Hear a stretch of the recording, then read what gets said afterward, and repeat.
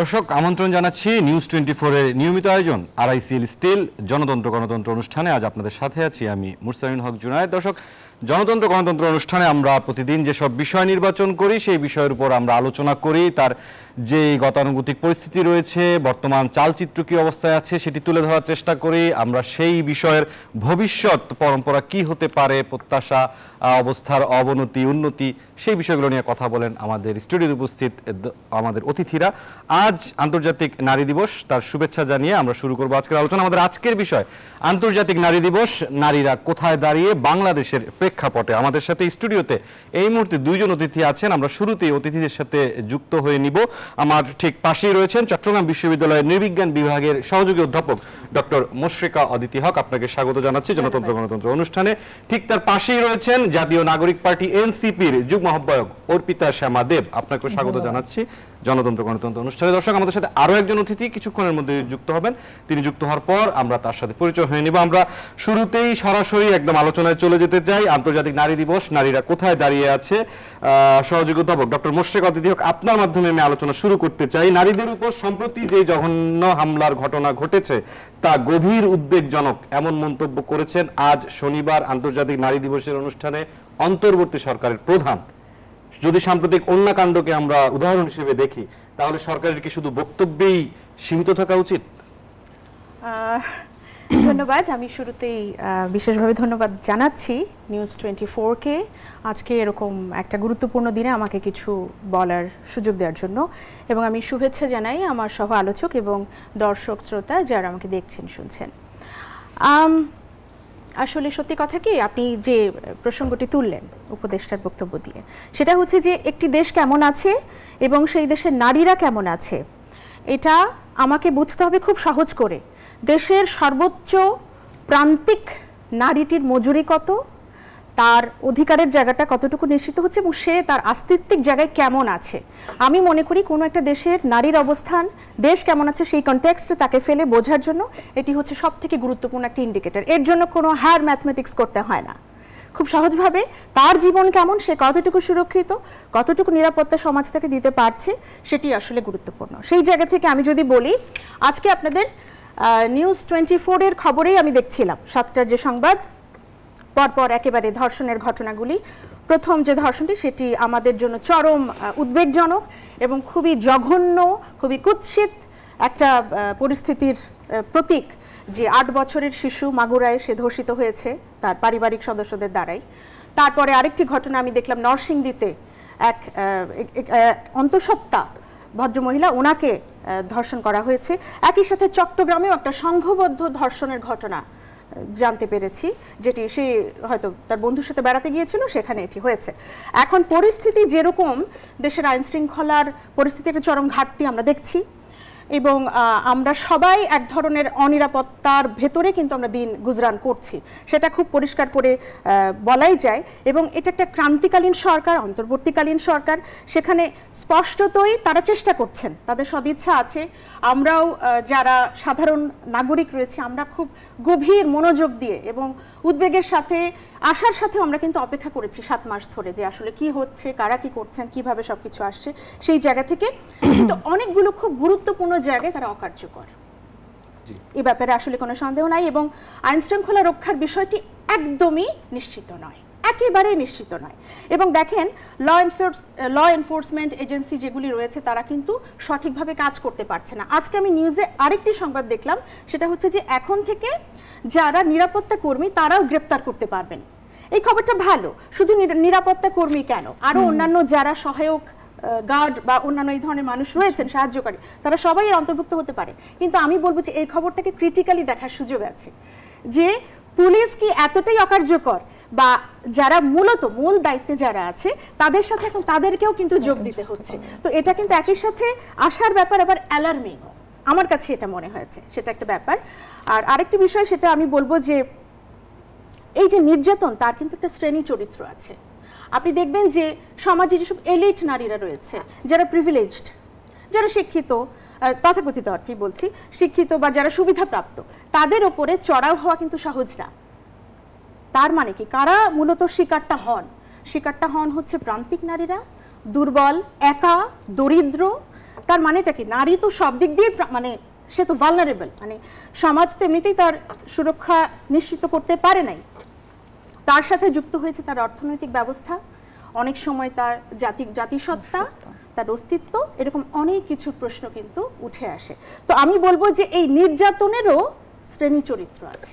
আমি আপনাকে আরেকটু এর ভেতরে একটু প্রশ্ন করতে চাই, আরেকটু যে ঢাকা বিশ্ববিদ্যালয়ে যে বিষয়টি প্রথমে আপনাকে উদাহরণ হিসেবে তুলে ধরলাম, সেখানে যিনি ভিকটিম, যেই নারী, তিনি কিন্তু সামাজিক যোগাযোগ মাধ্যমের বরাতে জানা গেছে তিনি নানাভাবে হুমকির শিকার হয়েছেন। সেই জায়গায় দৃশ্যমান কোনো অবস্থান আসলে প্রশাসন সরকারের পক্ষ থেকে আমরা খুব বেশি দেখিনি। পাশাপাশি আপনি মাগুরার যেই শিশুর ঘটনাটি বললেন, সেখানে তার বোন যেই তার যে স্টেটমেন্ট যেটি আমরা সামাজিক যোগাযোগ মাধ্যমে দেখছি, সেখানে দেখা গেছে যে ওই ঘটনার সাথে যুক্ত তার শ্বশুরালয়ের নারীরাও যুক্ত ছিলেন। এই দুটো বিষয়কে আপনি কিভাবে বলবেন? প্রথম কথা, যেটা সরকারের তরফ থেকে উদ্যোগ নেওয়ার যে বিষয়টি, সরকার কোনো দৃষ্টান্তমূলক শাস্তির ব্যবস্থা ওনারা করতে পারেননি, এটা হচ্ছে প্রথম কথা। তারা তো প্রতিহতই করেননি যখন থানার সামনে গিয়ে যেই মবটি সৃষ্টি হয়েছিল। না, আমি সেটাই বলছি যে প্রতিহত করা এবং খুব দ্রুত যে ব্যবস্থা নেওয়া, সত্যি সত্যি ঘটনাটি কি ঘটেছে সেটা যে খতিয়ে দেখা, এবং ধরেন সরকারের তরফ থেকে তো নির্দেশ থাকবে যে এই ধরনের কোনো ধরনের ঘটনা ঘটলে সাথে সাথে, এরকম একটা সেন্সিটিভ ঘটনা, এগুলো কিন্তু খুবই সেন্সিটিভ ব্যাপার, তো আপনারা সাথে সাথে ব্যবস্থা নেবেন এবং এটাকে সর্বোচ্চ প্রায়োরিটি দিয়ে এটাকে দেখার বিষয় থাকে। সেই জায়গাটার তো ভীষণ অভাব আছে। আর আমি যেটা বললাম আপনাকে, সেটা হচ্ছে দৃষ্টান্তমূলক শাস্তি যেহেতু নেওয়া হয় না বা দেওয়া হয় না, মানুষজন মনে করে কি, ও আচ্ছা এভাবে আগেও পার পেয়ে গেছি, এভাবেও পার পেয়ে যাওয়া যায়। যে ব্যাটাগিরি দেখানো, টক্সিক ম্যাসকিউলানিটি যেটাকে আমরা বলবো, এই ব্যাটাগিরি দেখানোর রাস্তা আরো প্রশস্ত হয়, এক নাম্বার। দুই নাম্বার বিষয়, আমি যদি ফিরে আসি, আপনি 2 নাম্বার একটা প্রশ্ন করেছেন মাগুরার যে 8 বছরের শিশুটির সাথে যে ঘটনাটি হলো, পরিবারের বিষয়টি কিরকম হচ্ছে, অনেক সময় দেখা যায় যে কোনো নারী যদি যুক্ত থাকেন, উনিও আসলে সম্ভবত এই ঘটনাটিকে দেখেন একটা পুরুষের চোখ দিয়ে। আমার কাছে মনস্তাত্ত্বিক ব্যাখ্যা যদি আপনি এভাবে বলেন, একটা পুরুষ মানে একটা পুরুষতান্ত্রিক চোখ দিয়ে উনি দেখেন। আর শিশুরা তো সহজ শিকার। আমরা জিম করবেটের ওরকম একটা শিকার কাহিনী আমরা পড়েছি। একটা হিংস্র বাঘ কখন মানুষ শিকার করে, বাঘটা যখন বৃদ্ধ হয়ে যায়, তার নখ ভেঙে যায়, দাঁত থাকে না, তখন কিন্তু সে হরিণের পেছনে আর ছুটতে পারে না আগের মতো, তখন সে লোকালয়ে যায় খাদ্যের আশায়, এবং সে কিন্তু মানুষ যেহেতু হরিণের মতো দ্রুত ছুটতে পারে না, সে কিন্তু সহজেই তাকে ধরে। তো আমার কেন যেন মনে হয় যে শিশুদের উপর, আপনি খেয়াল করে দেখবেন 2022-এ সম্ভবত, যদি আমি ভুল না করে থাকি, সেখানেও 2.5 বছরের একটি শিশুকে ধর্ষণ করে বারান্দা থেকে ছুঁড়ে ফেলে দেওয়া হয়েছিল। তার মানে বাংলাদেশে এই ধরনের ঘটনা ঘটে, তার দৃষ্টান্তমূলক শাস্তি হয় না, বিচার হয় না, মানুষজন মনে করে আচ্ছা বিচ্ছিন্ন ঘটনা ঘটতে পারে, কিছুদিন আলোচনা হয়, তারপর ধামাচাপা পড়ে যায়। এটা একটা অভ্যাসে, চর্চায় পরিণত হয়েছে। এটাকে আপনি কি বলবেন? এটা একটা ভয়াবহ ব্যবস্থা বলে আমি মনে করি। জি, ডক্টর মোশাররফ আদি, দেখো আমরা আপনার কাছে আবার ফিরবো। আমরা একটু যেতে চাই জাতীয় নাগরিক পার্টি এনসিপির যুগ্ম আহ্বায়ক অর্পিতা শ্যামা দেব, আপনার কাছে যে বিষয়টি জানতে চাই, আবার একটু উদাহরণের জায়গায় চলে যাই। জুলাই আগস্ট যে বিপ্লব গণ অভ্যুত্থান হয়েছে, আমরা যদি 14 জুলাই যে তারিখটি, এটি অত্যন্ত একটি দৃষ্টান্তমূলক একটি তারিখ, যেখানে আমরা দেখেছি যে ঢাকা বিশ্ববিদ্যালয়ের শিক্ষার্থীরা, অর্থাৎ নারী শিক্ষার্থীরাই কিন্তু প্রথম বেরিয়ে এসেছিল, এবং বলা চলে যে সেই দাবানলটি তারাই সূত্রপাত করেছিল। তারপর প্রায় 6-7 মাস আমরা পেরিয়ে গেছি। গণঅভ্যুত্থান পরবর্তী সময়ে এই যে দেশে নারীদের সাথে যেসব ঘটনাগুলো ঘটেছে, সেসব ইস্যুতে জুলাই আগস্ট কন্যারা কি কিছুটা স্থিমিত অবস্থায় আছেন?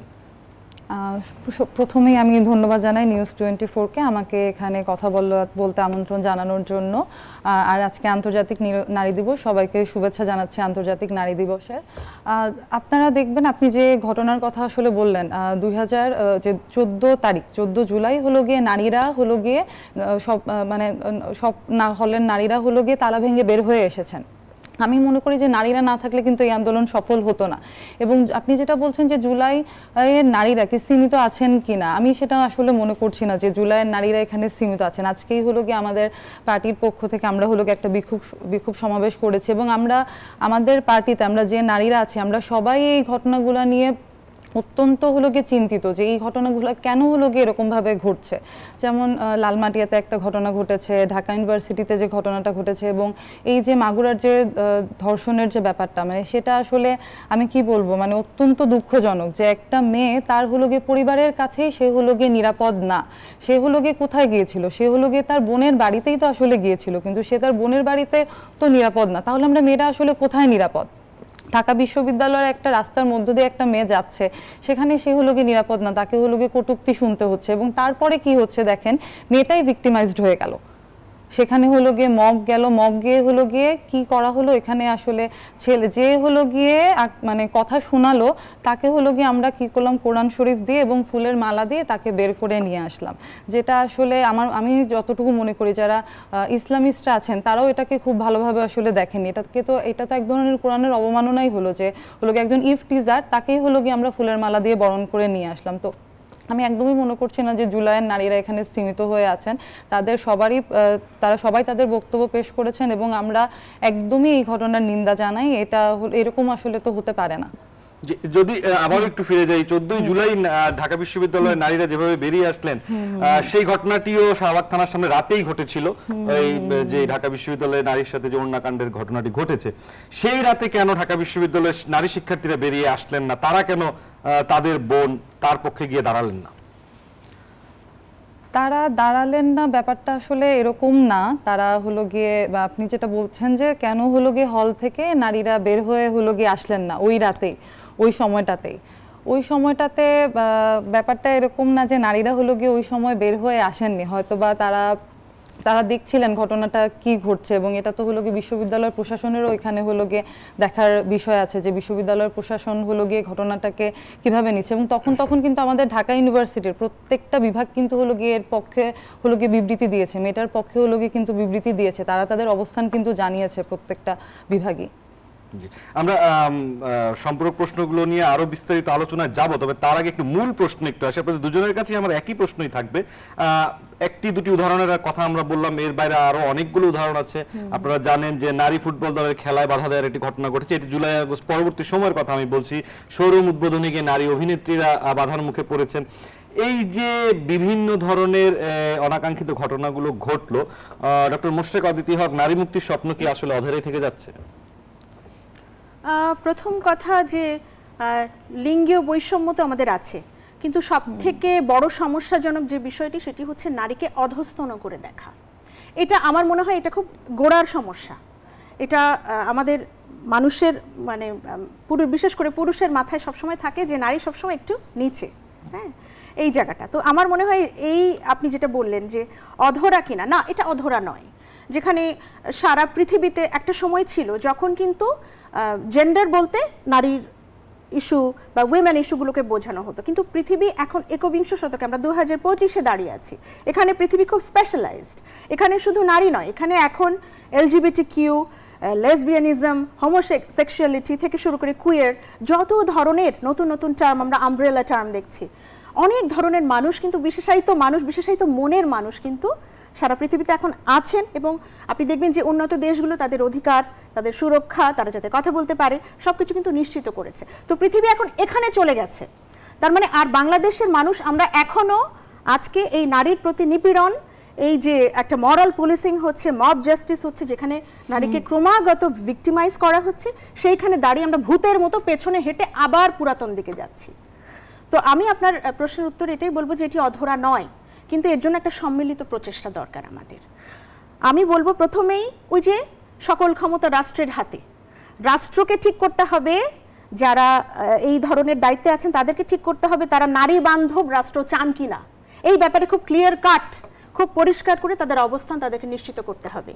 সব থেকে বড় কথা, সে মনটা তারা তৈরি করবেন কিনা, সেই সিদ্ধান্তটা তারা নিতে পারছেন কিনা, এবং সেই সিদ্ধান্ত অনুযায়ী সবাইকে তারা এই টেবিলে নিয়ে আসতে পারছেন কিনা, যেখানে আসলে এই ব্যাপারে সবাই একমত হবে যে সত্যি সত্যি নারীর অবস্থান আমাদের বাংলাদেশি কনটেক্সটে আমরা কিভাবে দেখব। এবং এই যাত্রাটা তো আর একদিনের যাত্রা নয়, অনেক ধরনের কথা, অনেক ধরনের তর্ক বিতর্ক, অনেক কিছু আসবে। এমনকি সব সময় নিজেদের মতের মিলও নাও হতে পারে, কিন্তু সব কিছু ছাপিয়ে মোটা মোটা যে দাগ মানে জায়গাগুলি আছে যেখানে আমরা একমত হব যে হ্যাঁ, আমার নারী মুক্তির জায়গা, সত্যি সত্যি নারীকে অস্তিত্বের জায়গায় প্রতিষ্ঠা করার যে লড়াই, সেখানে আমরা সবাই এক থাকব। এইখানে আমাদেরকে একমত হওয়ার পয়েন্টগুলি কি কি হবে সেই ব্যাপারে আমাদেরকে কাজ করতেই হবে। তো আমার মনে হয় এটি অধরা নয়, এটি খুবই সম্ভব। কিন্তু প্রচেষ্টা দরকার। কিন্তু আমি যদি বলি যে বাংলাদেশ স্বাধীনতা 53 বছর পেরিয়ে গেছে, আমরা বৈশ্বিক সংস্কৃতির সাথে এখন পরিচিত হতে পারি অত্যন্ত সহজে, বিভিন্ন ধরনের অধিকার দাবি আদায় নানামুখী জ্ঞান অর্জন আমাদের পক্ষে সম্ভব, সেই জায়গায় এসেও এখনো যেভাবে বাংলাদেশের নারীদের উপর যে সহিংসতা বা দমনমূলক নিপীড়নমূলক যে অভ্যাসগুলো চালু আছে, সেটি কি আসলে অধরাই থাকছে না নারী মুক্তির স্বপ্ন সেভাবে বিবেচনা করলে? দেখুন, আমি যদি বাংলাদেশের কথা বলি বা একটু আগে যাই, আপনি 47 দেখেছেন, তার আগে আমরা স্বদেশী আন্দোলন সেই সময়ের ঐতিহাসিকভাবে সেটি যদি আমরা দেখি, আমরা 52 দেখেছি, আমরা 69 দেখেছি, 71 দেখেছি। সেখানে কিন্তু নারীর অধিকার, নারীর যে তার অংশগ্রহণ সবকিছু কিন্তু চমৎকারভাবে ফুটে উঠেছে আমাদের সমস্ত ঐতিহাসিক দলিলে। এবার আরেকটা জিনিস আমি যোগ করি, আপনি দেখুন পৃথিবীতে যত বড় বড় গণ আন্দোলন হয়েছে, গণ অভ্যুত্থান হয়েছে, সব কিছু কিন্তু ওই সমতা, মুক্তি, মানুষ যাতে সত্যি সত্যি কথা বলতে পারে, তার মত প্রকাশ করতে পারে, এই স্বার্থে হয়েছিল। এবং দেখা গেছে যে দু একটি বিচ্ছিন্ন ঘটনা ছাড়া বেশিরভাগ ক্ষেত্রে নারীকে কিন্তু এগিয়ে দেওয়া হয়েছে। এবং যখনই কোনো একটা অভ্যুত্থান হয়, আন্দোলন হয়, আমরা কিউবান বিপ্লব দেখেছি, তারপরে আপনি যদি বলশেভিক বিপ্লব দেখেন 1917 সালে, সবগুলোর পরেই কিন্তু দেখা গেছে যে নারীকে আমি কিভাবে তার সমমর্যাদায় এগিয়ে দেব, বসাবো, এটা নিয়ে সত্যি সত্যি খুব মনোযোগের সাথে মানুষজন এগিয়ে এসেছে। এবং আমাদের এই যে জুলাই গণ অভ্যুত্থান, এইখানে বা আমি যদি বলি জন অভ্যুত্থান, এই শব্দটা ব্যবহার করতে আমি বেশি আগ্রহী। এই জন অভ্যুত্থানে নারীদের যে পরিমাণ অংশগ্রহণ, বিশাল অংশগ্রহণ, এবং তারা সবাই কাঁধে কাঁধ মিলিয়ে পায়ে পা একদম মানে একসাথে পথ চলে, আমরা সবাই ছিলাম সেই আন্দোলনে যার যার জায়গা থেকে, তারা সবাই যেভাবে এসেছেন সেটা কিন্তু একটা চমকপ্রদ ব্যাপার। এবং তারপরের 7 মাসে পরিস্থিতি তো অনেক ভালো হওয়ার কথা ছিল, সেটাই তো আমাদের প্রত্যাশা ছিল, খুব ভালো পরিস্থিতি হওয়ার কথা ছিল। কিন্তু সেই জায়গা থেকে কিন্তু আমরা হঠাৎ করে একটা অন্ধকার জায়গায় কেন সরে যাচ্ছি, এই বিষয়ে আমার কিছু মতামত আছে, সেটিও আমি আপনার সাথে শেয়ার করতে চাই। কিছু রাজনৈতিক অন্তর্দৃষ্টি দিয়ে আমরা যদি দেখি, সেই ব্যাপারে আমার মনে হয় প্রশ্ন করার সুযোগ আছে। আমরা প্রশ্নে আসবো, আমরা একটু অর্পিতা শ্যামাদেব আপনার কাছে যেতে চাই। আপনারা নতুন রাজনৈতিক দল যাত্রা শুরু করেছেন, রাজনৈতিক দৃষ্টিকোণ থেকে ডক্টর মোশাররফ অদিতি হক বলছিলেন দেশের যে পট পরিবর্তনের বড় বড় যে ঘটনাগুলো, সেই জায়গাগুলোতে নারীদের অবস্থান অত্যন্ত বলা চলে সুনামের সাথে এসেছে, বড় দাগে সেখানে আলোচনা হয়েছে। কিন্তু তারপরে যে বড় বড় 47 বলুন, 52 বলুন, 69, 90, এখনকার এই যে 24, সবকিছুর শেষে আসলে তারপরে রাজনীতিতে নারীর অবস্থান আসলে কেমন? নারী আসলে শুধুমাত্র আমরা যে এই যে নারীদের ক্ষেত্রে একটা জিনিস বলা হয় নারী নেত্রী। নারী কেন জনমানুষের নেত্রী হতে পারে না? সবসময় নারীদেরকে কেন আলাদা করে রাখা হয় যে নারীরা পুরুষদের থেকে আলাদা? নারী নেত্রী, আমরা কি এই টার্মটা বাদ দিতে পেরেছি? নারী নেত্রী, আমরা কিন্তু এই টার্মটা হলো গিয়ে আমাদের এই মানসিকতার পরিবর্তনটা আমরা করতে পারিনি যে নারী জনমানুষের নেত্রী, নারী শুধু নারী নেত্রী না। এবং এই গণ অভ্যুত্থান পরবর্তী রাজনৈতিক আমি মনে করি যে ওই গণ অভ্যুত্থানের প্রকাশটা কি ছিল, নারীদের যে মতামত আছে, নারীদের সেই মতামতের প্রকাশ ছিল, তাদের যে রাজনৈতিক সচেতনতা আছে সেটার হলো গিয়ে প্রকাশ ছিল। সেখানে একজন গৃহিণীও কিন্তু রাস্তায় বের হয়ে গেছেন, সব শ্রেণী পেশার মানুষজন রাস্তায় হলো গিয়ে বের হয়ে গেছেন, যে তাদের সবার চাওয়া একটাই ছিল যে না, এই যে ফ্যাসিজম সেটাকে হলো গিয়ে দূর করতে হবে। তখন কিন্তু কেউ নারী পুরুষ আলাদাভাবে হলো গিয়ে দেখেনি, তখন আমরা সবাই একসাথে হলো গিয়ে রাস্তায় নেমেছি। তো আমাদের মধ্যে ওই ঐক্যটা কিন্তু তখন হলো গিয়ে ছিল। এবং এর পরবর্তী যে রাজনৈতিক অবস্থাটা যদি দেখেন, নতুন দল হিসেবে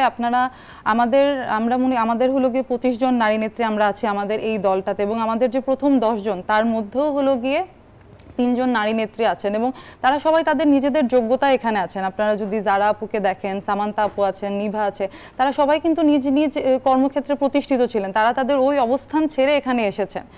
এবং আমরা কিন্তু কিছুদিন আগে জনতার কাতারেই ছিলাম, আমরা এখন এখানে এসেছি আমাদের এই জনতার কথাগুলোই হলো গিয়ে বলার জন্য। আমরা যে জিনিসগুলো হলো গিয়ে মুদ্রার এপাশে থেকে ফেস করেছি, সেই কথাগুলোই আমরা এখন বলতে চাই যে নতুন বাংলাদেশে আমরা চাই যে ক্ষমতার উৎস হবে জনগণই ক্ষমতার উৎস হবে। এবং আমি মনে করি যে রাজনীতিতে পরিবর্তন আসবে, নারীদের আমরা চাই হলো গিয়ে ডিসিশন মেকিং যে প্রসেসটা, সেই প্রসেসটাতে হলো গিয়ে যেন নারীদের অংশগ্রহণ থাকে। সেখানে তো এখনো ধরেন এখনো যেহেতু আমাদের সংবিধান নিয়ে বড় ধরনের কোনো নাড়াচাড়া এখনো হয়নি, সুপারিশ পর্যায়ে সুপারিশ রয়েছে। যদি পর্যায়ে হলো গিয়ে আছে। বিদ্যমান যে সংবিধান রয়েছে তার আলোকেই যদি বলি, সরাসরি নির্বাচন করা, সংসদে রায় দেয়া, সেই জায়গাগুলোতে তো নারীরা এখনো নেই। হ্যাঁ, কিন্তু আমরা তো হলো গিয়ে সংবিধানের সংস্কার চাচ্ছি। আমাদের যে সংস্কার প্রস্তাবনা ছিল, আমরা সেই সংস্কার প্রস্তাবনার মধ্যে বলেছি আমরা চাই নারীরা প্রত্যক্ষ ভোটে নির্বাচিত হয়ে সংসদে আসবেন। যে সংস্কার প্রস্তাবনার মধ্যে কিন্তু আছে যে 3টা আসন মিলে হলো গিয়ে একটা আসন থাকবে, যেখানে হলো গিয়ে একজন নারীর সাথেই হলো গিয়ে প্রতিদ্বন্দ্বিতা করেন এবং তারা প্রত্যক্ষ ভোটে জয়ী হয়ে তারপরেই যেন হলো গিয়ে আসেন। এবং এই জিনিসগুলো তো আমাদেরকে নিশ্চিত করতে হবে। এই সংস্কারগুলোর মধ্য দিয়ে আমাদেরকে যেতে হবে যেন নারীদের অংশগ্রহণ আমরা নিশ্চিত করতে পারি এবং নারীদের যে মত প্রকাশের একটা অধিকার আছে সেটাকে আমরা নিশ্চিত করি, শতভাগ নিশ্চিত করতে পারি। যেখানে বড় দাগে কথা আসছে সমাজ বিশ্লেষকদের পক্ষ থেকে, নৈতিকতার সংস্কার, মানসিকতার সংস্কার সবচেয়ে আগে জরুরি। সেই জায়গা থেকে আপনারা আসলে এই দাবি কিভাবে পূরণ করবেন? খুব সংক্ষেপে বলবেন। আচ্ছা, ঠিক আছে। আমি নৈতিকতার যে সংস্কার সেটা তো হলো গিয়ে আমাদের সমাজ সচেতনতার একটা বিষয়। যেমন হলো গিয়ে পারিবারিক কিন্তু বিষয় আছে। আমরা কিন্তু আমাদের প্রথম শিক্ষাটা কোথা থেকে আসে? পরিবার থেকে আসে। সেই পারিবারিক শিক্ষাটাকে আমাদের আগে হলো গিয়ে ঠিক করতে হবে। যেমন আমার পরিবারে আমি যে জায়গাটাতে এসে দাঁড়িয়েছি সেখানের পিছনে আমার বাবার অবদান এবং আমার মার অবদান, দুইজনের অবদানই কিন্তু সমান। আমার বাড়ি হলো গিয়ে সিলেটে, তো সিলেটিদের মধ্যে একটা ব্যাপার আছে, তারা হলো গিয়ে পড়ালেখার জন্য হলো গিয়ে সিলেটের বাইরে হলো গিয়ে পাঠাতে চান না মেয়েদেরকে, কিন্তু আমার বাবার এখানে হলো গিয়ে স্পষ্ট কথা ছিল যে না, আমার মেয়ে হলো গিয়ে ঢাকা বিশ্ববিদ্যালয়ে পড়ার সুযোগ পেয়েছে, তাকে সেখানে যেতেই হবে। তো এই যে ব্যাপারগুলা, যে বিভিন্ন শিক্ষার ব্যাপারগুলো পরিবার থেকে যদি শিক্ষাগুলো হলো গিয়ে আমরা পেয়ে আসি, তাহলে আমার মনে হয় যে নৈতিক মানসিক যে সংস্কার সেটাও হলো গিয়ে সম্ভব হবে। জি, অর্পিতা শামাদেব এবং ডক্টর মোশাররফ অদিতি, আমরা আরো আলোচনায় ফিরবো। সময় হচ্ছে একটি বিরতি। দর্শক, জনতন্ত্র গণতন্ত্র, আরআইসিএল স্টিল জনতন্ত্র গণতন্ত্রে আমরা আলোচনা করছি আন্তর্জাতিক নারী দিবস, নারীরা কোথায় দাঁড়িয়ে, এই প্রসঙ্গে আমাদের সাথে দুজন অতিথি আছেন স্টুডিওতে। একটি সময় হলো বিরতি নেয়ার, ফিরছি, আরো আলোচনা হবে, সাথেই থাকুন। দর্শক, আবারও আমন্ত্রণ আরআইসিএল স্টিল জনতন্ত্র গণতন্ত্র অনুষ্ঠানে। আমরা কথা বলছি আন্তর্জাতিক নারী দিবস, নারীরা কোথায় দাঁড়িয়ে। স্টুডিওতে আমাদের সাথে আলোচনায় যুক্ত আছেন দুজন অতিথি। আমার পাশেই রয়েছেন চট্টগ্রাম বিশ্ববিদ্যালয় নৃবিজ্ঞান বিভাগের সহযোগী অধ্যাপক ডক্টর মোশাররফ অদিতি হক এবং তার পাশেই রয়েছেন জাতীয় নাগরিক পার্টি এনসিপির যুগ্ম আহ্বায়ক অর্পিতা শ্যামাদেব। আমরা সরাসরি চলে যেতে চাই আলোচনায়। ডক্টর মোশাররফ অদিতি হক, আপনার মাধ্যমে একটু লম্বা প্রশ্ন আপনার কাছে, বিস্তারিত করছি প্রশ্নটি। নারী সংস্কার কমিশন 3 মেয়াদে সুপারিশ করতে যাচ্ছে। প্রথমটি স্বল্প মেয়াদে অন্তর্বর্তীকালীন সরকারের মাধ্যমে যতটুকু করা সম্ভব, এরপর পরবর্তী সরকার ব্যবস্থার কাছে মধ্যমেয়াদে এবং সবশেষ দীর্ঘমেয়াদে জনপরিসরে তাদের সুপারিশগুলো নিয়ে যাওয়া। স্বাধীনতার তো 53 বছর পেরিয়ে গেল। আপনার কি মনে হয় না এই যে সবশেষ যে দীর্ঘমেয়াদে জনপরিসরে সুপারিশ নিয়ে যাওয়া, এই কর্মসূচিটি দিয়ে আসলে শুরু করা উচিত? আসলে সমস্যা তো বহুমুখী এবং যে কোনো সমাধান যখন থাকে তার অনেকগুলো স্তর থাকে, কিন্তু অনেক সময় বিষয়টা এরকম না যে আপনি একটি শেষ করে আরেকটি করবেন। যেমন এখন সবসময় একটা মানে আমাদের এক ধরনের মরাল দর কষাকষি হচ্ছে না, সংস্কার আগে না নির্বাচন আগে, সংস্কার কি সম্পূর্ণ হলো না নির্বাচনের পরিবেশ সৃষ্টি হলো কিনা, মজা করছি সেই জায়গা থেকে। তো আমার মনে হয় যে এখন বাংলাদেশের যে পরিস্থিতি দাঁড়িয়েছে কয়েকদিনে, এক ধরনের নারীদের ক্ষেত্রে একটা জরুরি অবস্থা ঘোষণা করা যেতেই পারে।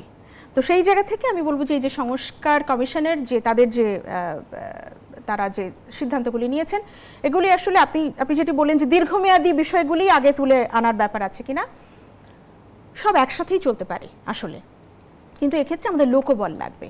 আর যেটা বলছি যে যারা যারা কাজ করছেন 3টি ভাগে যদি হয় এবং আমরা যদি একসাথে এগুলোকে অ্যাপ্লাই করতে চাই, তাহলে সবার মধ্যে একটা সিনক্রোনাইজেশন লাগবে। ঠিক আছে, একটি বিষয় আমি আপনাকে বলতে চাই, যেটি আমি বলতে চাইছিলাম রাজনৈতিক জায়গা থেকে, ওই কথাটি বোধহয় আনফিনিশড রয়ে গেছে ওই সময়, যে এই 7 মাসে নারী বিদ্বেষী পুরুষতন্ত্র এত শক্তিশালী হয়ে কেন উঠল। বাজারে কিন্তু অনেক ধরনের কথা উঠছে, অনেকেই বলার চেষ্টা করছেন যে এই ধরনের হঠাৎ করে একটা অরাজকতা তৈরি করে, যদিও মনে হতে পারে এটা বিচ্ছিন্ন মব, বিচ্ছিন্নভাবে মরাল পুলিশিং, কিন্তু এই ধরনের কথাও প্রচলিত আছে যে সত্যি সত্যি ইলেকশনকে আরও পিছিয়ে দেওয়ার জন্য কোনো ধরনের ষড়যন্ত্র বা পরিকল্পনা হচ্ছে কিনা, এরকম একটা হাঞ্চ কিন্তু অনেকেরই আছে, সেটা আমি বলতে চাই। এবং আরেকটি বিষয় যেটি এই ধরনের বিষয়ের সাথে যুক্ত করে, সেটি হচ্ছে যে আমাদের আজকে বিএনপির নেতারা বলেছেন যে এখানে আসলে একজন প্রতিক্রিয়াশীল গোষ্ঠীর কোনো মদদ আছে কিনা এই ধরনের ঘটনাতে। তো আমার মনে হয় যে সংস্কার তো সংস্কারের জায়গায় খুবই জরুরি, সেটা চলতেই থাকবে, কিন্তু তার পাশাপাশি এই যে রাজনৈতিক বিশ্লেষণের ভেতর দিয়ে আমাদের যে উৎকণ্ঠা তৈরি হয়েছে, যে সন্দেহ তৈরি হয়েছে, এই বিষয়গুলোকে ভীষণভাবে আমলে নিয়ে, গুরুত্ব নিয়ে এই ব্যাপারগুলি খতিয়ে দেখা দরকার এখন অন্তর্বর্তীকালীন সরকারের। সেই জায়গাটি আমি যোগ করতে চাই। ফিরে আসি আপনার ওই প্রশ্নের, যে দীর্ঘমেয়াদী বিষয়গুলি আমাদের আগে সংস্কার করা দরকার কিনা। যেটি বললাম যে প্রাথমিকভাবে ধরুন, মানে এটাকে আমরা কয়েক ভাগে যদি ভাগ করি, একটি নারী যখন নির্যাতনের শিকার হয় তখন কিন্তু প্রাথমিক সেবা দেওয়া, প্রাথমিকভাবে মনিটরিং করা, এগুলো খুব জরুরি।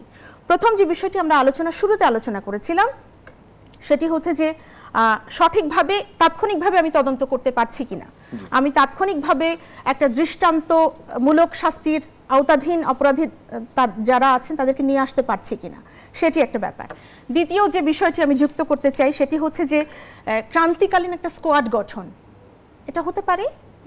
কারণ আমরা তো এখন দেখা যাচ্ছে যে যারা নিরাপত্তা কর্মী আছে তাদেরকেই তো আমরা গ্রেপ্তারের একটা এখতিয়ার দিয়ে দিচ্ছি, তাহলে আমরা একটা ক্রান্তিকালীন স্কোয়াড গঠন করতে পারি। আরেকটি জিনিস হতে পারে যেটি হচ্ছে ফ্যাক্ট চেকিং মনিটরিং টিম, আমি এটা সাজেস্ট করব। এটা হতে পারে প্রাথমিক সুরক্ষা নিরাপত্তা। আপনি দেখবেন যে একটি মেয়ে যখন ধর্ষিত হয় তখন কিন্তু মানে অনেক সময় দেখা যায় না, আমাদের দেশে কিন্তু সূচি অসুচির একটা কনসেপ্ট রয়েছে, সে তাৎক্ষণিকভাবেই অনেক সময় আনঅ্যাড্রেসড থাকে, সে কিন্তু পুলিশের কাছে যায় না, সে গিয়ে যে সহায়তা চাইছে তার প্রমাণাদি সহ সে যে অ্যাপ্রোচ করবে সেটি সুযোগ নাই।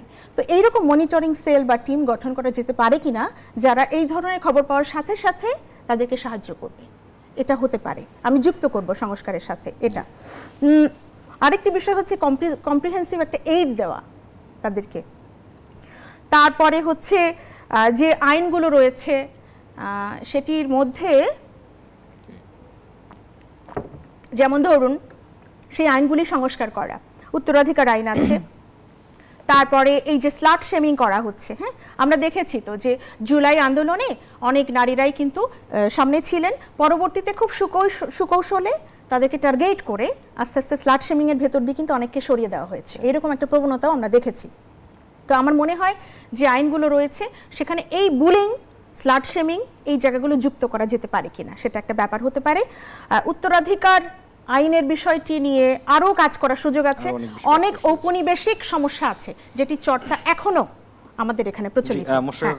আপনার কাছে আমরা ফিরবো, আমরা একটু অর্পিতা শ্যামাদেব আপনার কাছে যদি জানতে চাই যে নারীর প্রতি সার্বিক সামাজিক ও রাষ্ট্রীয় কাঠামোর যে দৃষ্টিভঙ্গিটি রয়েছে সেখানে অবহেলার মাত্রা আসলে কতখানি বলে মনে করেন?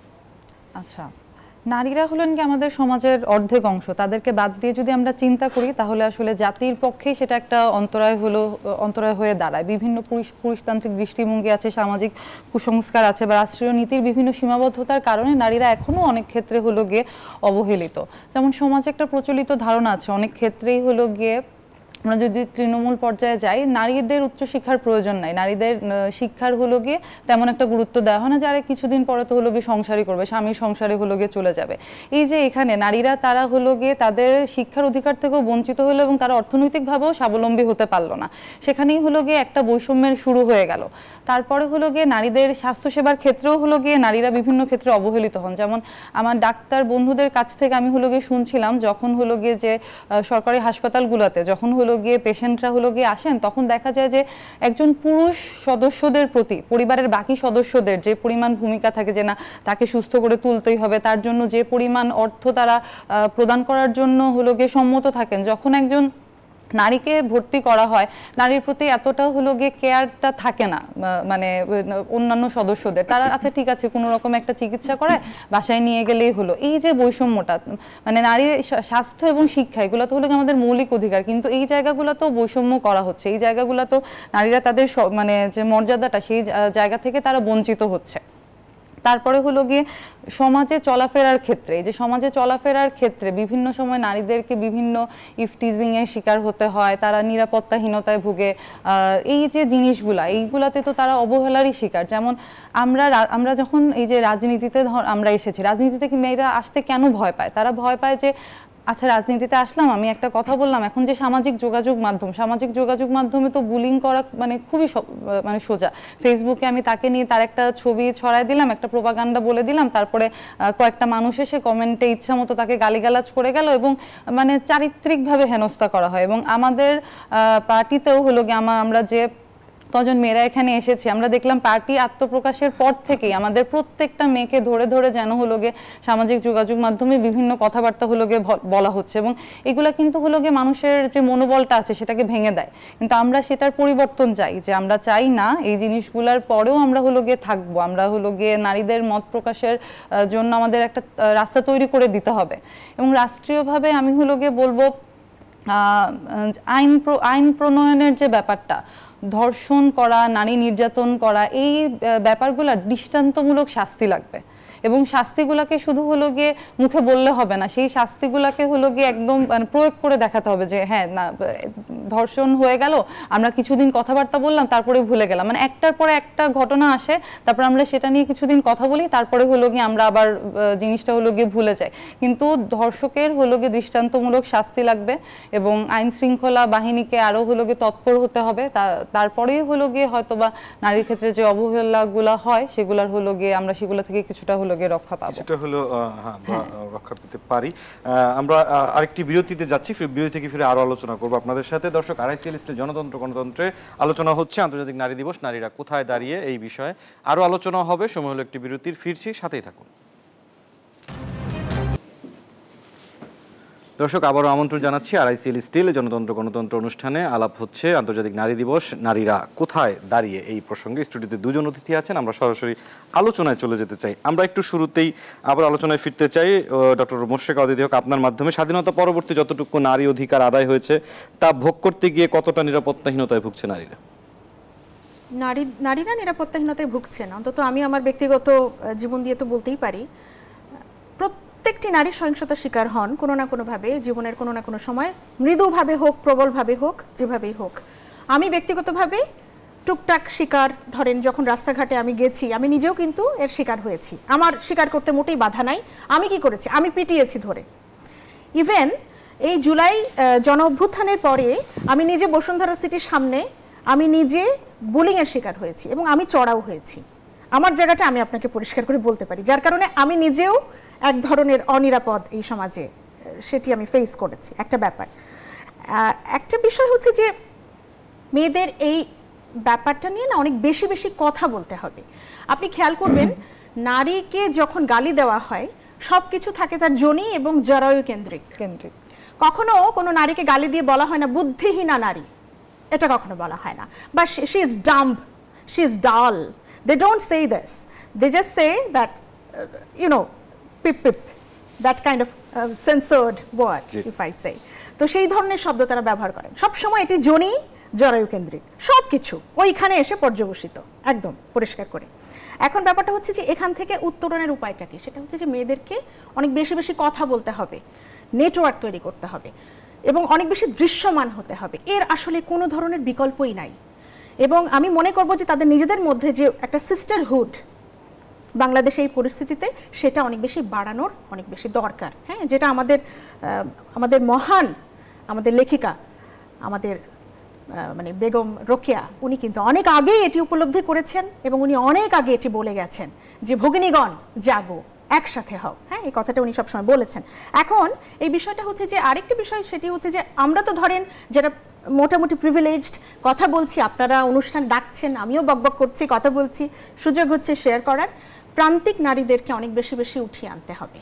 তাদেরকে, যারা সাবঅল্টার্ন তথাকথিত, তাদেরকে কথা বলার সুযোগ দিতে হবে। গায়ত্রী স্পিভাকের একটা বিখ্যাত আর্টিকেল আছে, ক্যান সাবঅল্টার্ন স্পিক?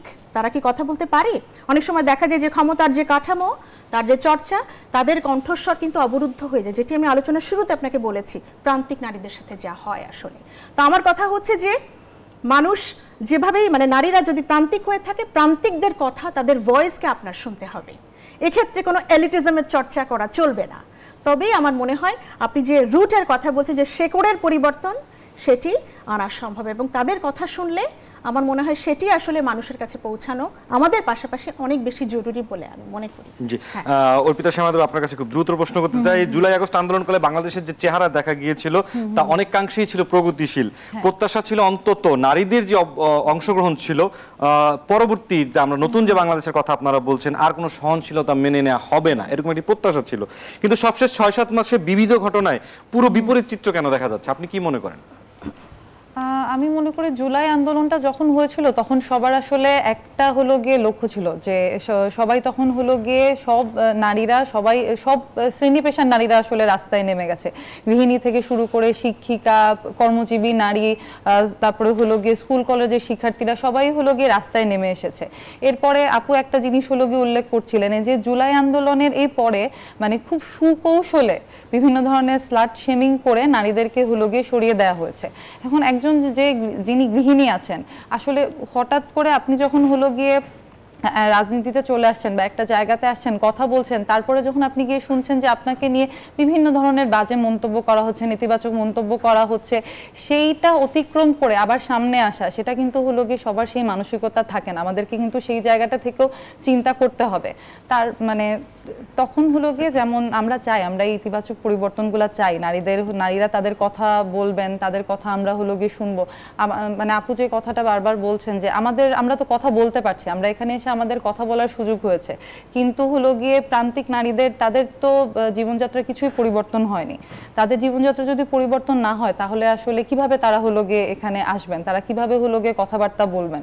আর এই সামাজিক যে মানে সাম্প্রতিক কিছু ঘটনা আসলে আমিও মানে ব্যক্তিগতভাবে খুবই চিন্তিত যে এই ঘটনাগুলো কেন ঘটছে। মানে মানুষের মধ্যে সহনশীলতা মনে হচ্ছে যেন আরো হলো গিয়ে কমে গেছে। এখন যে মত প্রকাশের স্বাধীনতা আছে, মানে কেউ কাউকে আমরা মানছি না, সবাই সবার কথা হলো গিয়ে হ্যাঁ আমার একটা মত আরেকজনের একটা মত, সেই মত সবার মতটাকেই তো আমার গ্রহণ করতে হবে। আমার ভিন্ন মত থাকতেই পারে, তাই বলে কি আমি তার উপর চড়া হয়ে যাব, সেটা তো হলে হবে না। মানে সহনশীলতার জায়গাটা কেন জানি হলো গিয়ে আমাদের মধ্যে অনেক বেশি কমে গেছে।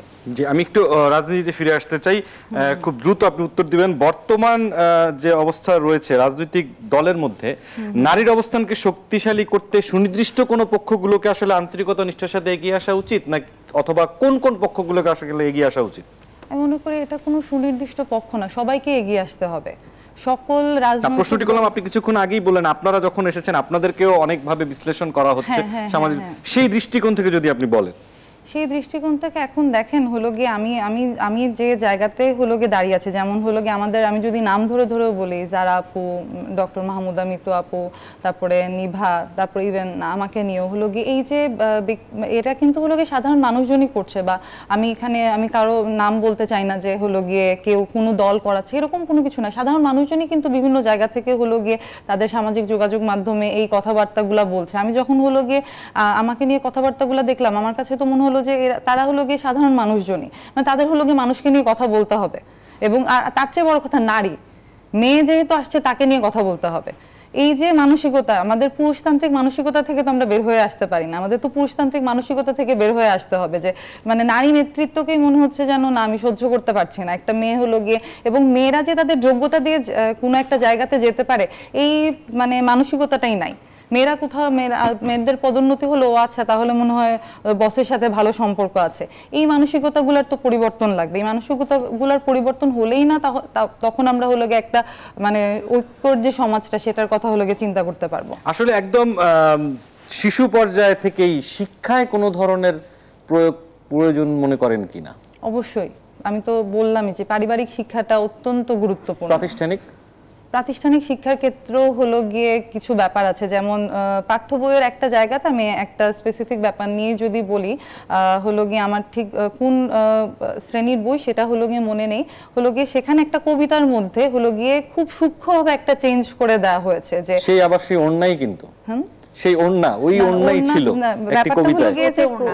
এটা ছিল এরকম যে হলো গিয়ে শিশুর সাথে কথা হচ্ছে মা বাবার, এবং হলো গিয়ে এখানে আমাদের পাঠ্য বইটাতে আগে এরকম ছিল যে হ্যাঁ মা বাজারে যাচ্ছেন আর বাবাই হলো গিয়ে ঘরের কাজ করছেন, কিন্তু সেটা সুকৌশলে পরিবর্তন করে দেওয়া হলো যে মা ঘরের কাজ করছেন আর বাবা বাজারে যাচ্ছেন। ওই জিনিসটাকেই আবার হলো গিয়ে নিয়ে আসা হলো যে হ্যাঁ মেয়েদের কাজ হলো গিয়ে ঘরের মধ্যে আর ছেলেদের কাজ হলো গিয়ে বাইরের মধ্যে। তো এই জায়গাগুলোতে হলো গিয়ে আমি মনে করি এই যে প্রাতিষ্ঠানিক শিক্ষা, এই জায়গাগুলোতে অবশ্যই পরিবর্তন নিয়ে আসতে হবে। জি, অর্পিতা সমাদেব, আপনাকে ধন্যবাদ। আমরা একটু যেতে চাই ডক্টর মোশরেকা অদিতি হক আপনার কাছে। মূলত সামাজিক শিক্ষা, সমাজসেবা বা জ্ঞানের যে বিস্তার করানো, মানসিকতার যে পরিবর্তন, সবচেয়ে শক্তিশালী জায়গা হচ্ছে আসলে রাজনীতি। রাজনীতি যদি সেভাবে পরিচালিত হয় তাহলে মনস্তত্ত্বের পরিবর্তন ঘটবে। বর্তমান রাজনৈতিক সংস্কৃতিতে অথবা মূলধারা রাজনীতিতে নারী এজেন্ডা আসলে কতখানি শক্তিশালী জায়গায় আছে? এটা আসলে কি, কাগজে কলমে তো অনেক কিছুই থাকে, এটা খুব, এই উত্তরটা একটু জটিল। আমি প্রথমে একটু অর্পিতার সাথে একটু যুক্ত করতে চাই যে আপনি যে বললেন যে শিক্ষার ভেতর দিয়ে কীভাবে পরিবর্তনের জায়গাটা আসা সম্ভব, সেটা হচ্ছে যে আমাদের কারিকুলাম একদম, মানে আমাদের দেখতে হবে যে আমাদের টার্গেটেড রিডার্স কারা। আপনি একটা সমাজকে পরিবর্তন করবেন, আপনি সেখানকার বাচ্চাদের যদি মন মানসিকতা পরিবর্তন করতেছেন, আপনাকে একদম গোড়া থেকে শুরু করতে হবে। এবং সেখানেও কিন্তু আসলে রাজনীতি যেন না হয়, এই মানে আমি নারী সম্পর্কে, নারীর অস্তিত্ব সচেতন কিভাবে করব, সেই ব্যাপারে রাজনীতি করা যাবে না পাঠ্যপুস্তক নিয়ে, সেটা হচ্ছে একটা বড় জায়গা। এবং ছোট থেকে সে যখন খুব স্বাভাবিকভাবে নারীকে চিনতে শিখবে, জানতে শিখবে, যেমন খুব প্রাথমিক যৌন শিক্ষা রয়েছে, নারীর শরীরে পরিবর্তন আসে, পুরুষের শরীরে পরিবর্তন আসে, এগুলো তাকে আসলে জানতেই হবে। এখনও আমাদের সমাজে যৌনতা, সেক্স শব্দটা যখন আমরা উচ্চারণ করি লাফ দিয়ে ওঠে মানুষজন।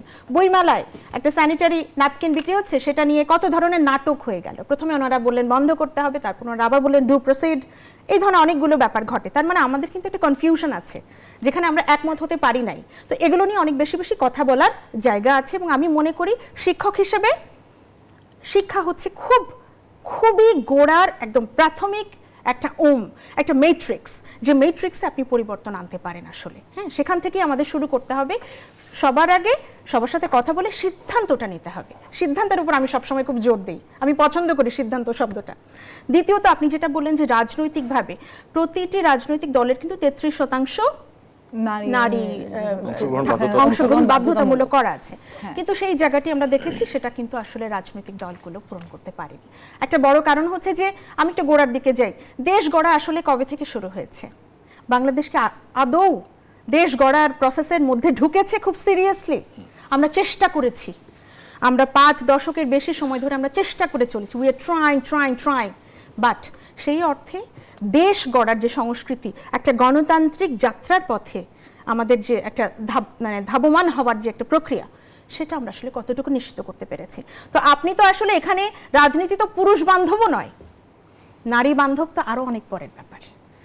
নারীদের একটা ব্যাপার আমি অন্যান্য টকশোগুলোতেও দেখেছি, আমাদের নারী বন্ধুরা ওনারা বলেছেন যে আসলে নারীরা রাজনীতিটা করতে পারলো কখন, সময়টা কবে পেল। হ্যাঁ, তো আমার কথা হচ্ছে, আপনি যদি ইকুইটি প্রশ্ন আনেন, পুরুষকে জানতে হবে যে এই জায়গায় আমি নারীকে এগিয়ে দেব, আমাকে এই ট্যাবুটা ভাঙতে হবে। আমার তাকে সবসময় একটা সাবঅর্ডিনেটেড ভাবে দেখার যে চোখ, এটা আমার মনে হয় রাজনৈতিক দলগুলোর ভেতর থেকেই শুরু হতে পারে। কারণ তারা তো এখন বাংলাদেশের ভবিষ্যৎ নির্ধারণ করছেন, তারা পথ দেখাচ্ছেন মানুষকে, তারা আশা দেখাচ্ছেন, উজ্জীবিত করছেন। নতুন একটা রাজনৈতিক দল হয়েছে, যেটাকে আমরা সবাই স্বাগত জানিয়েছি। হ্যাঁ, আমরা এই পরিবর্তনগুলি দেখতে চাই। তো আমি বলবো যে এই দায়িত্বটা আসলে পুরুষের ওপর মূলত বর্তায়। মেয়েরা তো আছে, তারা তো চাই তাদের কথা বলতে, তারা তো চাই এগিয়ে আসতে। হ্যাঁ, তো এই জায়গাটা আমার মনে হয় নিশ্চিত করা খুবই জরুরি। জি, অধ্যাপক ডক্টর মোশরেকা অদিতি হক এবং অর্পিতা শ্যামাদেব, আপনাদের দুজনকে অসংখ্য ধন্যবাদ আজকের আরআইসিএল স্টিল জনতন্ত্র গণতন্ত্রে আলোচনার জন্য। ধন্যবাদ। দর্শক, দেশের মোট জনসংখ্যার 51% নারী, অথচ স্বাধীনতার 53 বছরে আমাদের ব্যর্থতা হলো নারীকে মানুষ হিসেবে না চেনা, না জানা ও শ্রদ্ধা না করা। জননী, জায়া ও কন্যা পরিচয়ে পরিবারের সদস্যদের যেভাবে মানুষ হিসেবে আমরা সম্মানের চূড়ায় রাখি, সেভাবে থাকুন আমাদের নারীরা। সেই প্রত্যাশা শেষ করছি আজকের আরআইসিএল স্টিল জনতন্ত্র গণতন্ত্র। সবাই ভালো থাকবেন, শুভরাত্রি।